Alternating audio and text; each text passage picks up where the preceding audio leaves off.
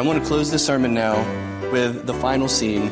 It's another scene that ends with great joy. I know the parable doesn't end here, but as far as the younger son is concerned, this will be the last piece we look at. In verses 20 through 24, we see the boy's reception when he gets home. He's already rejected home.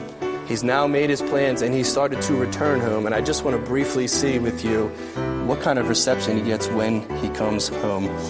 This is verse 20. He arose and came to his father, but when he was still a great way off, his father saw him and had compassion and ran and fell on his neck and kissed him. The son said to him, Father, I've sinned against heaven and in your sight, and am no longer worthy to be called your son. But the father said to his servants, bring out the best robe and put it on him, and put a ring on his hand and sandals on his feet. Bring the fatted calf here and kill it. Let us eat and be merry, for this my son was dead and is alive again. He was lost and is found. And they began to make merry. Jesus, why would you tell a story like this? What is he trying to teach us about the heart of God? Well, I want to keep the focus on the younger son. It's really tempting to want to jump off into a whole message about the father right now, because there's so much we could say about the way the father handles this boy. But I just want to try to focus on his vantage point, the younger son, and what this would have been like for him. Number one, he can't even get through his speech because his dad cuts him off. He doesn't get to finish it. This is what I'm going to say to my dad. Dad, I'm so sorry. I've sinned against you and against heaven. Make me like one of your hired servants. But when he gets talking, he doesn't get to finish it. He's cut off with his dad's affection. See how his father doesn't rehearse all of his sins. You know, for 20 years I've been waiting for this day, and you spent all my money like an idiot. It's about time you came home. And you know what your brother's been doing? There's none of that. He cuts his son off and doesn't even let him get through his apology, because in the Greek it says he covered him with kisses, or he smothered him with kisses. The kid couldn't even talk, couldn't even finish verbally repenting. When you repent from sin like this prodigal son, you are fully forgiven. You are totally pardoned by the Father. And I know for some that's hard to believe, but I can tell you on the authority of God's word, when you genuinely repent, he fully forgives. And he washes it away. Now that this boy's back home, he's restored. Now that he's back with his dad, he is renewed and restored. And it's better than before. What a wonderful change in his condition.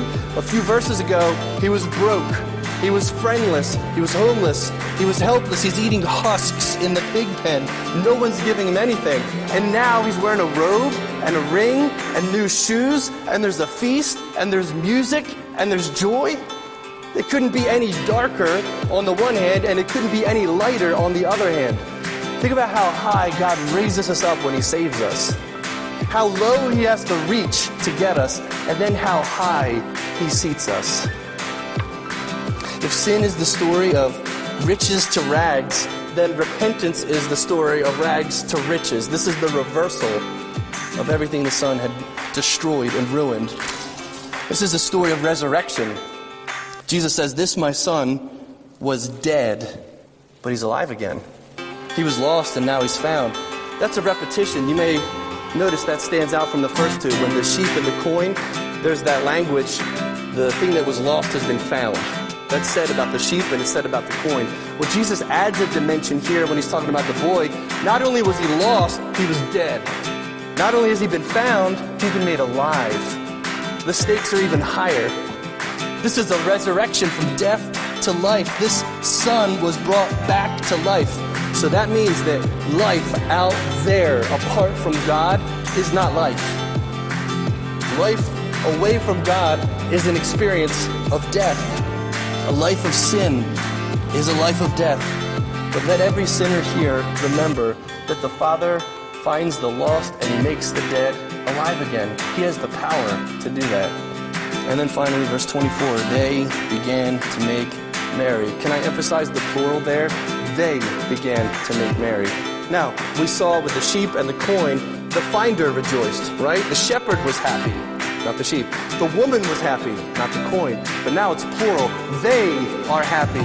That means the father and the servants and the boy. They're rejoicing together. This is mutual. This is both of them singing and dancing and clapping and eating and smiling. This is a fuller expression of salvation's joys. They rejoice together. So the story's going to stop there for tonight.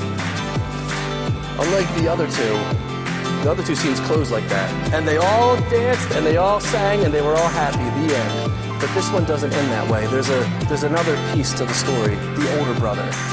So read ahead a little bit. Next Sunday night, my plan is to focus on this one extra character, this older son.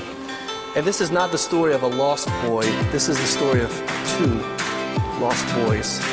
So read ahead. We'll get into that next week. But for now, let's stand and let's sing because we've been found. Amen?